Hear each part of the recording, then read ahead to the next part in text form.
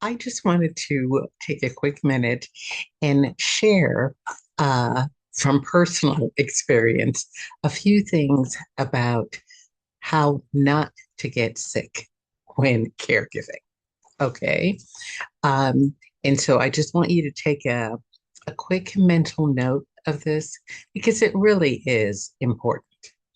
The first one is avoiding the I've got to do everything myself if I want it done right mindset, which can really lead to feeling overwhelmed.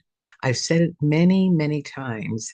Caregiving is not something that you are meant to do by yourself.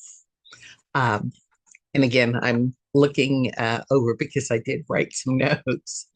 Um, ask for specific help, not general.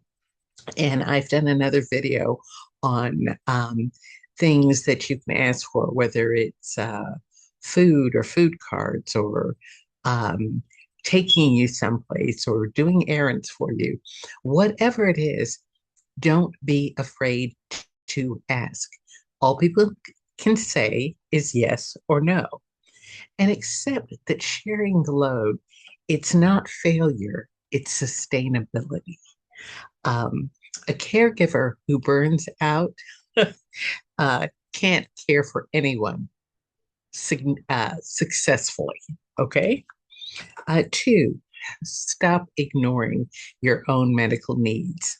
I think there's a tendency for us to say things like, oh my, they're in so much worse shape.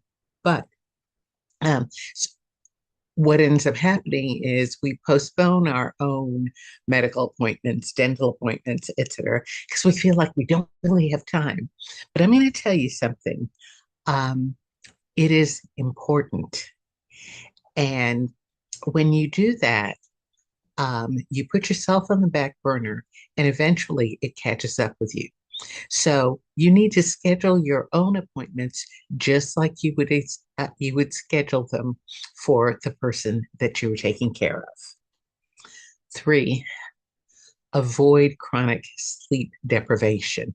Now, sometimes that might be easier said than done, but if you need to take some short naps in between, okay?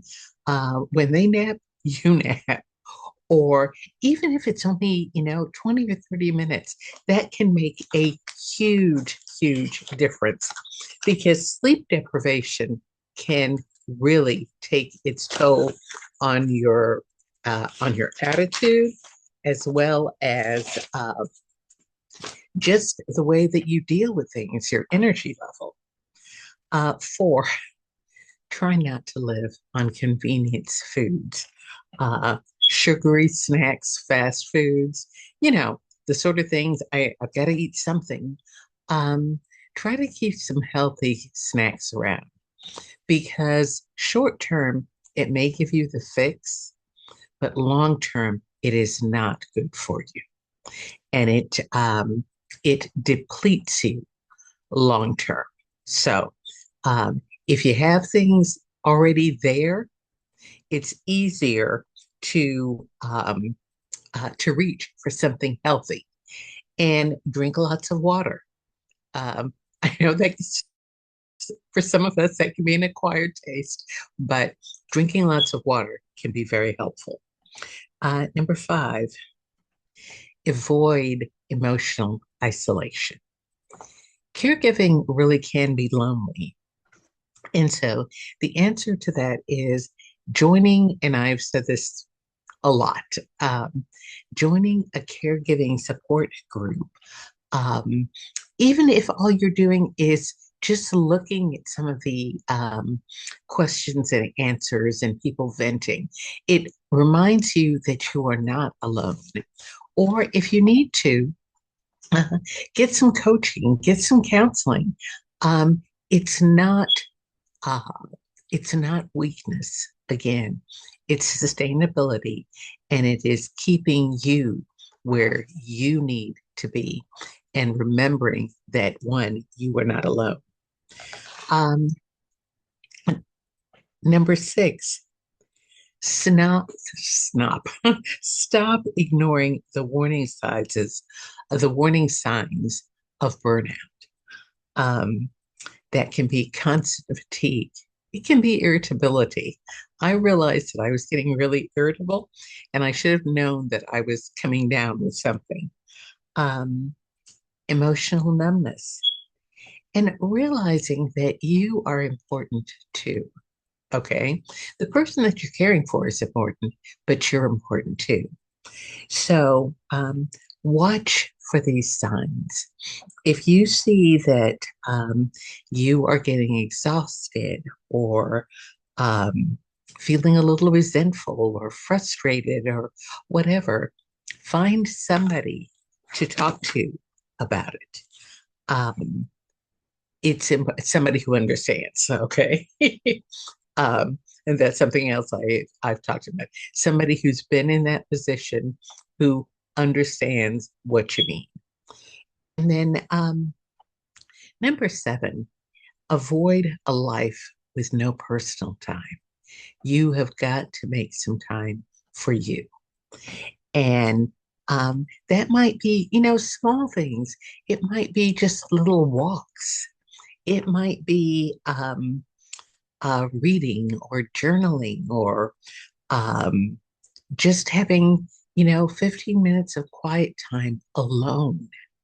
Whatever you need to do, again, be willing to ask.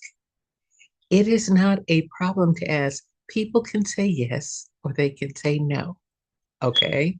But understand it's not a problem for you to ask. Um, and even 30 minutes of personal time a day, whether it's all in one chunk or spread out in 2 or 3, can make a huge, huge difference, not only in your attitude and the care that you give to the person that you're caring for, but also a huge difference in your own life. And remembering that taking care of you, let me say it one more time, taking care of you is really, really important. So I just want to take a minute.